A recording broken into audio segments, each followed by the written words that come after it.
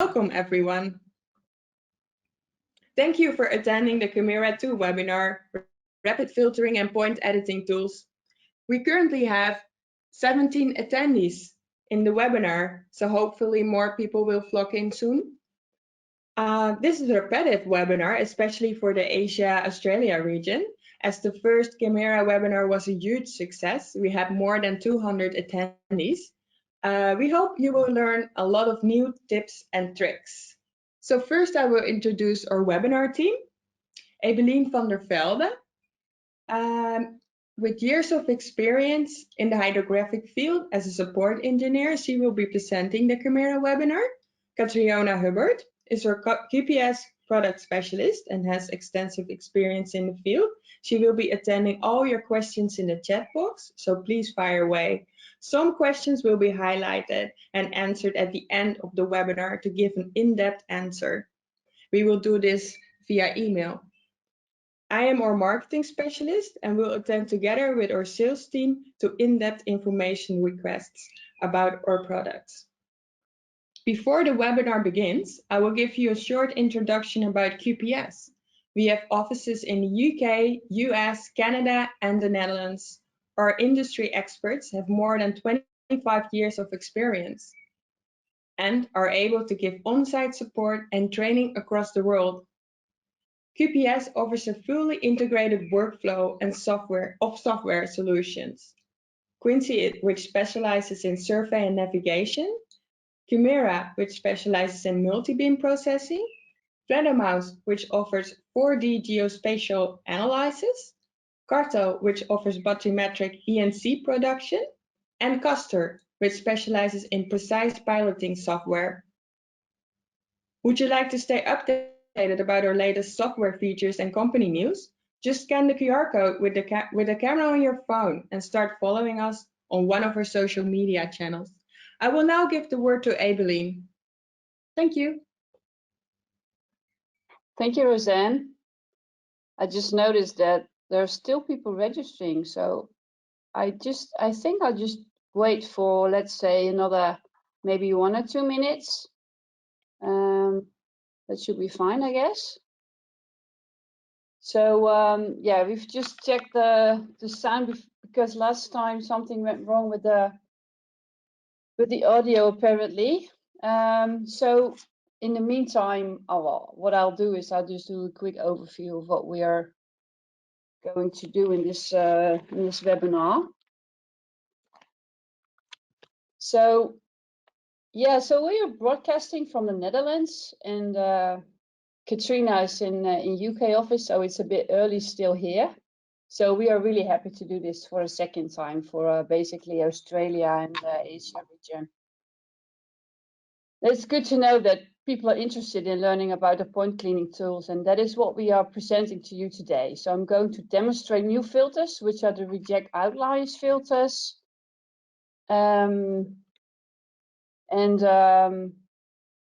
Yeah, those are going to come in 2.2. So that will be released a few weeks from now, and it hasn't been released yet. So you'll be the first to learn about these new features really. So this webinar is for people who are familiar with our products, but also for people new to Qimera and want to learn about the point cleaning and filtering tools in general. I will be demonstrating new stuff, but I'll also be using tools that have been there for quite some time now and may look familiar to some of you, but you may find new tips and tricks when attending this webinar. And the feedback that we've heard in the previous webinar of 2 weeks ago was really nice, and so yeah, we would really like to hear from you what you find, and if you have any ideas for future webinars, or I just would like to hear what you think. So now back to the program. We've also implemented a lonely cells filter, which I will get to in just 1 minute. But there's also the height matching tool add-on, which fixes height offsets between survey lines, and I will do a sneak peek demo of this. We'll be getting to this in more detail in our release webinar. We've also done incremental upgrades, and we've implemented the command line options for Kongsberg.all files, which will be discussed in the release webinar. So I'm not going to release that today. I'm not going to discuss that today, really. Before I start my demonstrations, we would like to thank Artesonic for providing the dataset to us and allowing us to use it in the webinar. The data was collected using a Sonic 2024 in ultra high resolution mode, and the data was collected in Quincy at St. Pete's, which is an official reef off of the coast of Florida, which is great for diving and fishing. It's a cool data set that has lots of features in it and also challenges in cleaning up the outliers. And what we'll be looking into in this webinar is basically to retain the artifacts and features, but how to get rid of spikes really quickly. Before we go to the reject outliers filters and other cleaning tools, there is an example here to use the new lonely cells filter. The top image shows the lonely cells outside the main surface right there, which can be easily cleaned out by the new filter. Well, there's not much fun really in demonstrating this live, so I'm encouraging you to give it a try when 2.2 is out there.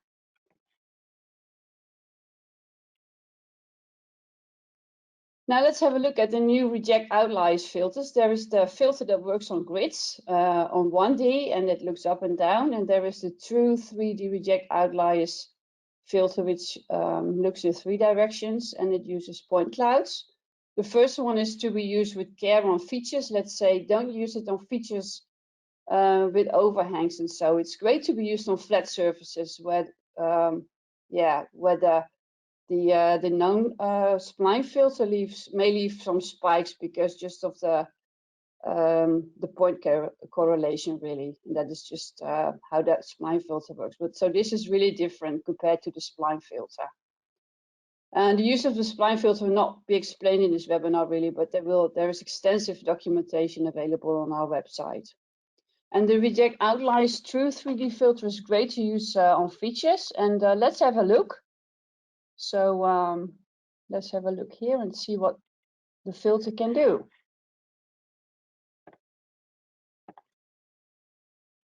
So this is the dataset collected with the 2024 at St. Pete's.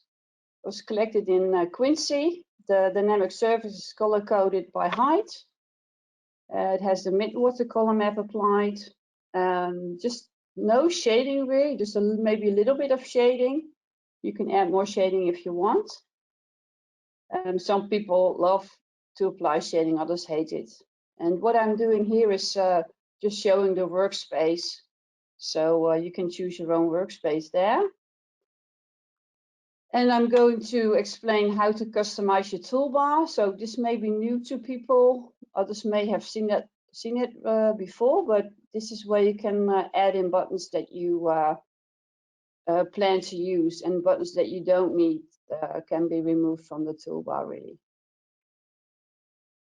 So this is how to customize your toolbar. So I've added the instant surface accept button there.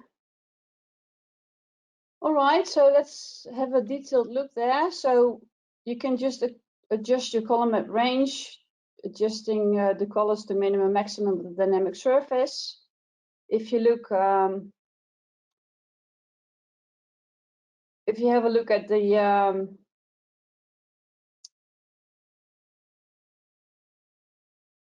color by, so you can change the what we're going to do really is, so here the navigation is being displayed and not displayed. It was just for the sake of demonstrating that you can display the navigation.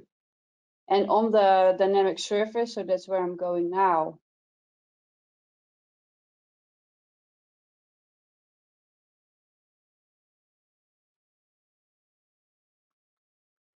So what you can do really is, what you want to do is look for spikes. We're going to despike the data set. So we need to make some adjustments to the depth layer settings on the dynamic surface. So I've set the depth layer to shallow, so the spikes are now more clear. And I'm setting the color by I'm choosing the color coding to do the color coding by uncertainty, 95% confidence level. So now this is the way of setting up the color coding really to be able to see the spikes. Also, before I start off the cleaning, I make a snapshot of the dynamic surface. So just to keep that for later use, just to compare before and after the cleaning.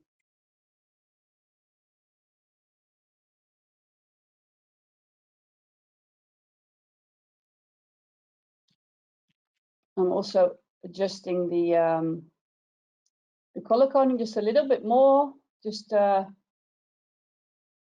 before I start off the cleaning there. So there are the spikes, and so now you can see them really clearly. So this is basically what I usually start with before cleaning when I start cleaning a data set.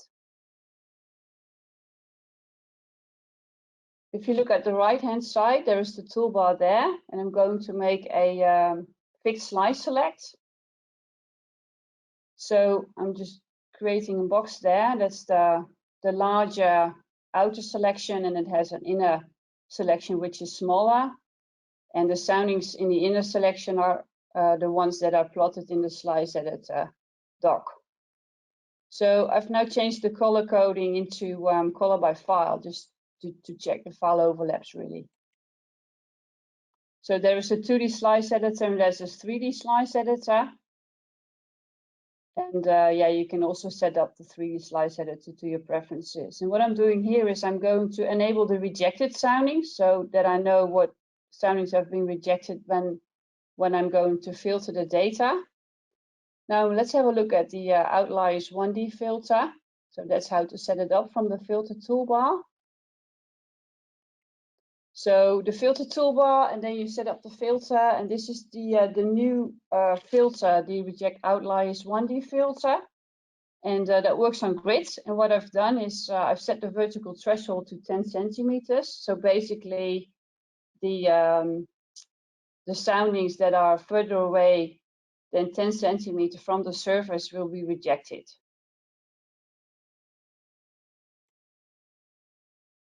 So let's have a look and see what that does. So I just quickly enable that. And you see that the rejected soundings have turned magenta. They just turn them off now by using the Ctrl-R key combination on my keyboard. And I can enable them again, Ctrl-R. Rejected soundings are enabled. So that filter does a good job really on a flat surface. So you can also enable the soundings on the 4D overview window, just to so you have a better overview really of what you're looking at. And you can move the slice selection, the smaller selection, by pressing W on your keyboard to move it forward and the S key to move it backwards. So let's see what the filter. So this is what the filter has been doing really. So it looks nice and smooth. And we're now basically comparing before and after. So this is after the cleaning and the static surface was before the cleaning.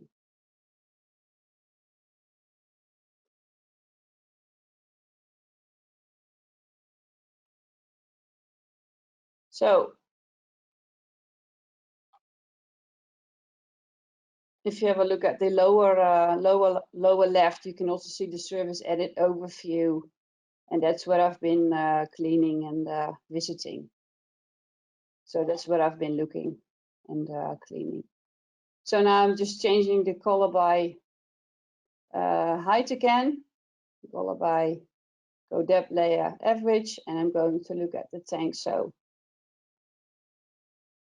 I'm going to look at the first feature, the army tank, just lasso around that. And the soundings are displayed in the slice editor on 2D and 3D. I'm now changing the color coding into solid color. So you can see the wheels, you can see the barrel, you can see the turret. And what I've done, I've applied that 1D outliers filter there, which is a silly thing to do. As you can see, it has rejected way too many soundings. The wheels are gone, the barrel is gone, the turret's almost gone. So that's not a good filter for to apply on this kind of feature. So you can easily undo that. You can undo it when you've chosen to save the edits manually. So I'm now going to explain this new filter. That's another new filter that we've implemented, which is the Reject Outliers 3D filter, which works on points. It's looking at a group of 50 points at this time. So that's a value that you can adjust. So it's looking at a group of points, and points further away than 1 meter from that group of points will be rejected. So let's have a look what that filter does.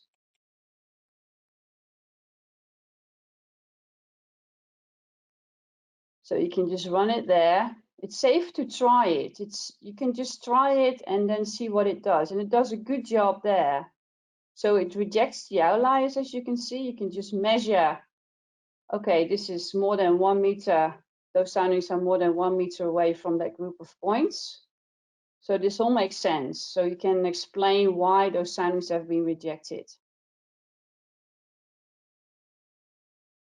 So the magenta points are the rejected soundings. And this filter is a good filter to run on this type of feature with overhangs and so. So I've just now manually saved this. So, and let's go back to change the color coding again. Have another look. So on the lower left, you can again see where I've been looking and where I've been cleaning the data. So that's the service edit overview. That's where you can keep track of your work.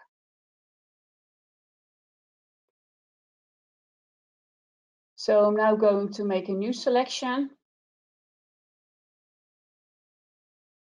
Just have a look at another feature. Just have a look there and see the points displayed in the slice on the 2D and on the 3D.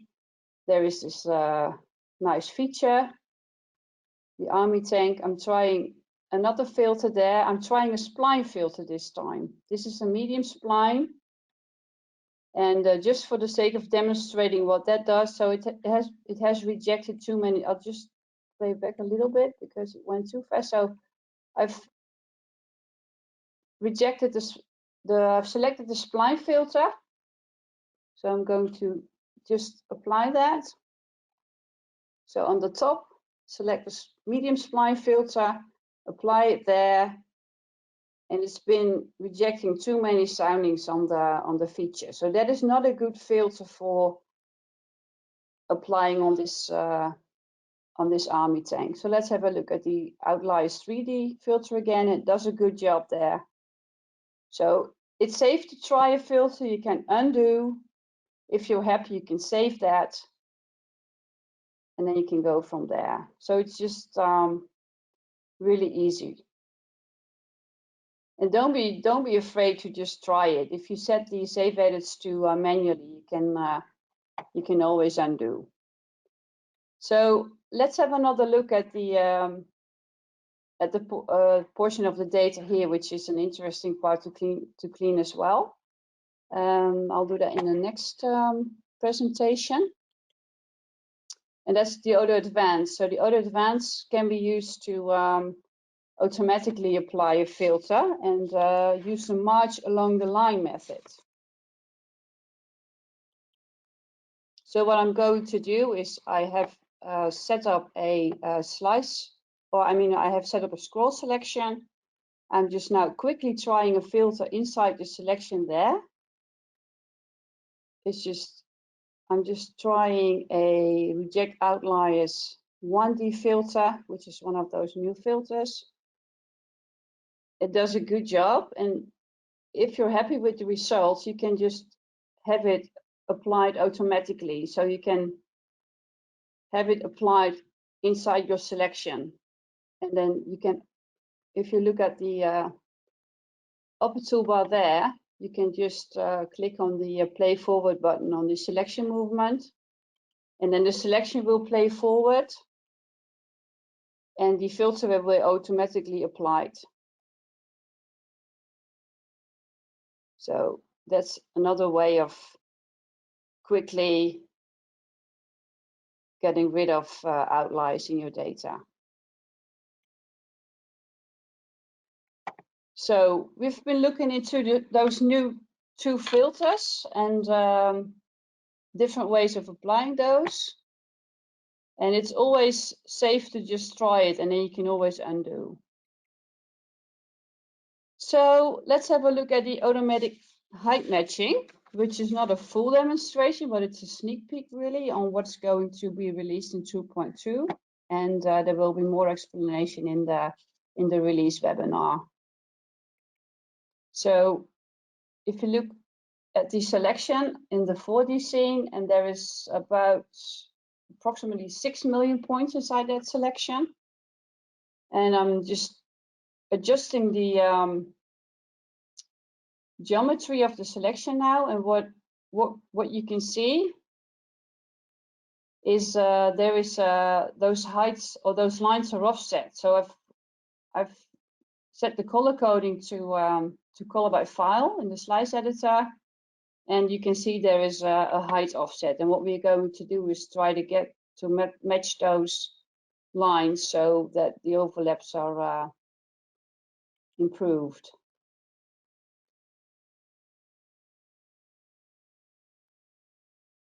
So yeah, you can clearly see there is a height shift. So what we're trying to do is match the lines that we think that are not good. We try to match those to the lines that we think that are good. And how we do that, we can just go here and lock the lines that we don't want to be shifted. So you can just lock those, and then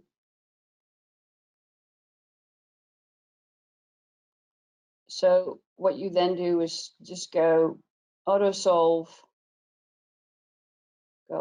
there, and then it just calculates the height offset, and then it just improves, and it makes the data look good. And it's an academic way of doing it, and it's also auditable. So, well, like I said, we'll be doing a more in-depth demonstration in our release webinar. But this is just a quick overview of what you can do with a height matching add-on.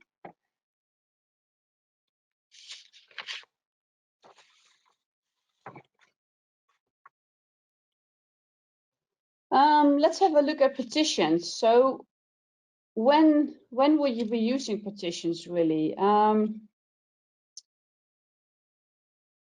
Yeah, you may decide to split up the survey into partitions if you want to examine the survey like in a systematic way, and you can also imagine that in this data set, which is challenging to despike, you want to be looking for a way of easily keep track of your work. So that's when you would be using partitions really. So let's see how to go about this. So if you have a look at the lower left service edit overview, I'll just demonstrate how to do it. So you can just go there and then generate a partition. So it calculates rectangles or squares based on settings done by the user. So there are the rectangles, and you can just click on the square or rectangle, and your selection just moves there. So it jumps onto that area where you want to look. So your selection goes there. The points inside the selection are displayed. If you look at the right side, at the toolbar at the right, I'm going to change the regular rectangle into a fixed slice select. So you can just select it into a fixed slice select, and then you can use the W key to move your selection forward. You can use the, so forward. You can use the S key on your keyboard to move your selection backwards. And I'm now trying one of those new filters again, the reject outliers 1D. What I've also done there, just play back a little bit, save the edits instantly. So the edits will be saved instantly. There will be no questions asked if I want to save, it just does it. So it just applies that filter now. I cannot undo really. It does a good job again. So that filter works really well on this portion of the data. Then there's a couple spikes left. So how to deal with those? You can just choose to manually reject those by the manually reject button, or you can also try a stronger filter. So you can now just try, let's say, the 10 centimeters or the other one. You can try a stronger one. So you can start off with a lighter filter and then make a stronger filter and apply that.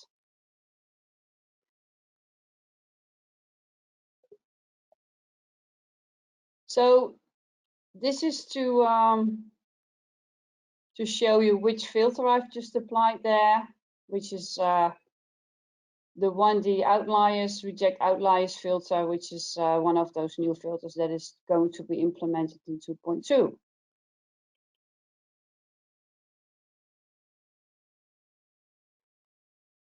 So if the filter is not strong enough, you can make it a bit stronger by adjusting the grid resolution and the threshold. And then, yeah, so you can just go to the next rectangle, the next partition, and then go from there. So that's another way of looking at the data. So this is basically using partitions.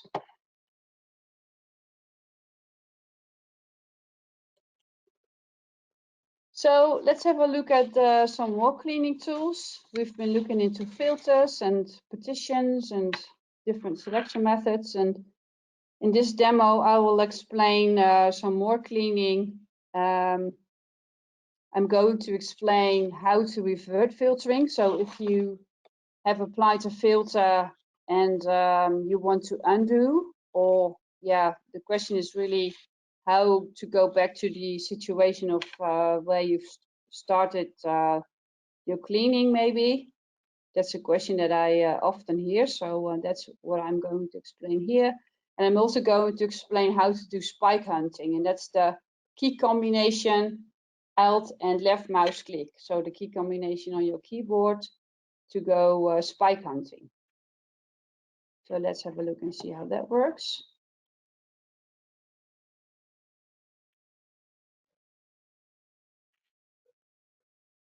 So there is a feature there. Let's have a look and see what happens if we are going to select another filter. Just have a look at the larger outer selection and a smaller inner selection. And I'm going to apply a filter.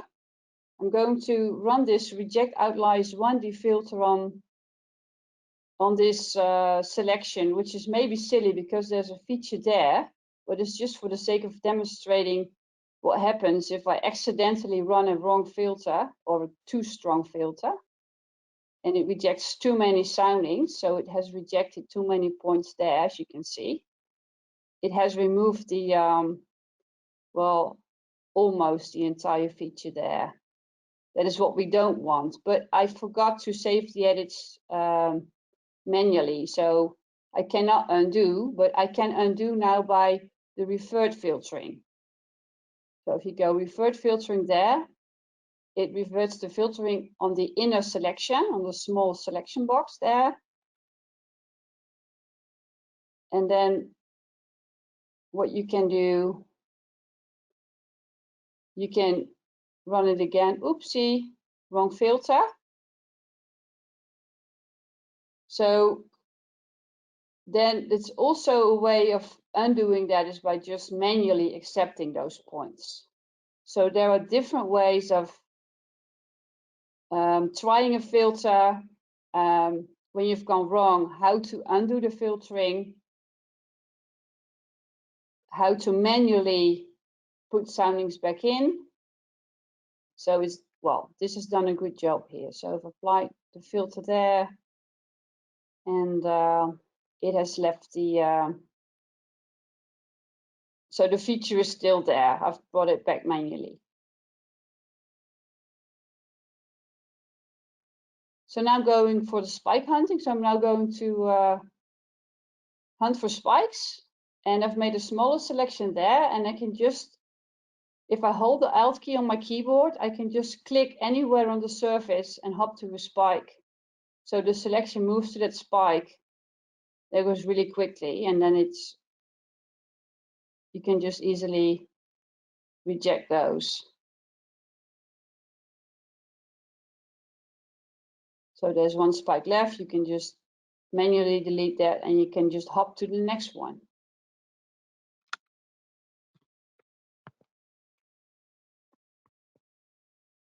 So that's a key combination on your keyboard, really, Alt click. For former cloud users, that used to be the right mouse button. And in Qimera, that's the Alt and the left mouse key on your keyboard.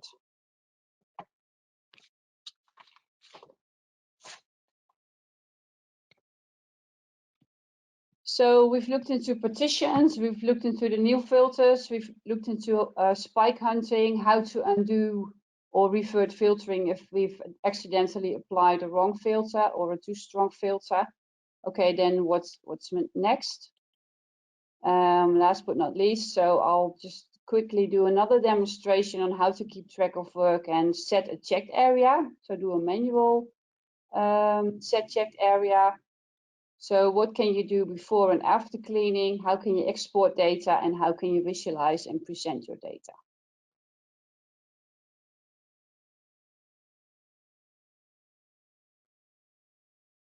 So let's go from here. So let's have a look at this nice feature. That is the one of those army tanks there. And I'm making a free slice select this time. And the inner selection is really, really small. I think you can hardly see it. So I'm now changing the dimensions of the selection box. I'm just enlarging it a little bit.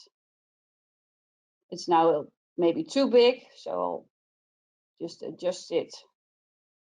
So to try to select the, make the selection around the army tank, really. You can rotate it, you can move it. So you can just rotate there. You can make it a little bit smaller if you like. You just pick one of those corner points, adjust the dimensions.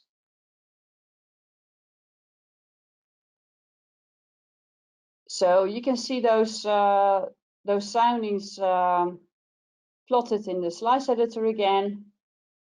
It's a nice feature. And now I'm going to run a Outliers 1D filter, which is maybe really, again, a silly thing to do.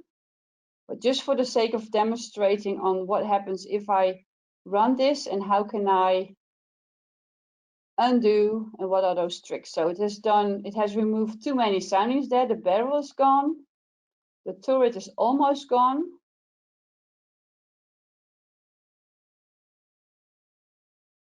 So I want to undo it, really. So I'm going to revert filtering this time.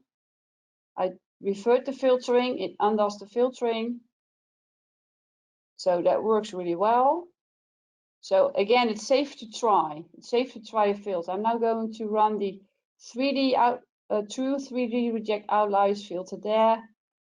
Inside the smaller selection, does a good job. It has rejected the outliers. So what you can see is I've run the filter that was too strong to run on the tank.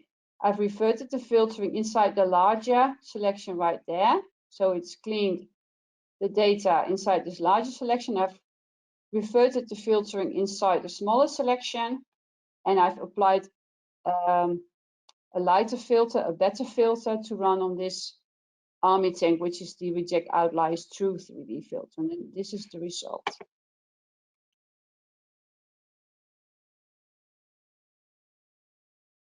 So this is this works really well. So let's have a look before cleaning and after cleaning. So this is after, and so that looks really good actually. So that's why we took the snapshot before we started the cleaning, so we can do the comparison before and after the cleaning.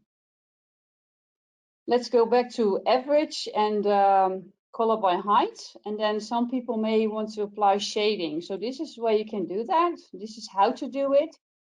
Some people love shading, others hate it. This is just for the sake of demonstrating that you can apply shading to your own preferences. So there we go. We've added some shadows and cast shadows. So, and then what can you do with your data? So, well, let's say we've finished off the cleaning. The data set is now clean and good to go for, well, charting, exporting, data delivery, so to speak.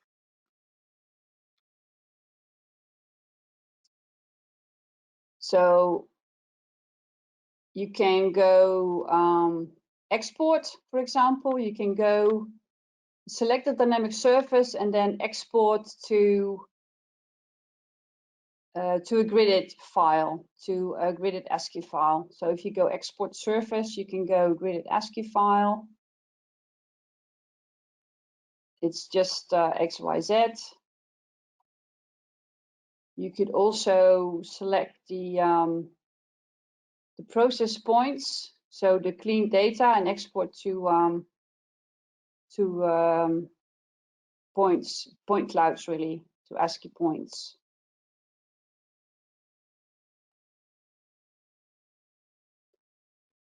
So ASCII points, gridded points.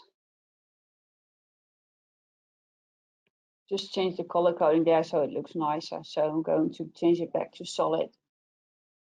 So yeah, so this is basically the cleaning tools that I wanted to share with you. There is a lot more that we would like to share, but we can, well, we have to do it some other time. But we've been demonstrating the new filters to you that are going to be released in 2.2, which will be released a few weeks away from now. We're now going to set the checked area. So what we've done, we've selected we've made that smaller selection there. And if you go set checked area, and then you can highlight the dynamic surface by your checked area. So that's another way of keeping track of your work. Do a manual check there. And also on the lower left on the service edit overview, you can keep track of your work. So where you've been looking at is the gray bits, and the red hatched areas are the ones that you've been doing cleaning on. So we've almost got to the end of the presentations. There is one other thing I would like to share with you, and that is in FM8, Mouse 8, that's the new 3D mesh tag, and how you can present your data. So if the data is clean, what can you do with it and make a nice presentation? So this is an example of what you can do. You can make this timed presentation. This is the mesh. So we've built a mesh from one of those army tanks. So it's very different compared to a gridded surface. You can see all the detail in there. You see lots of detail.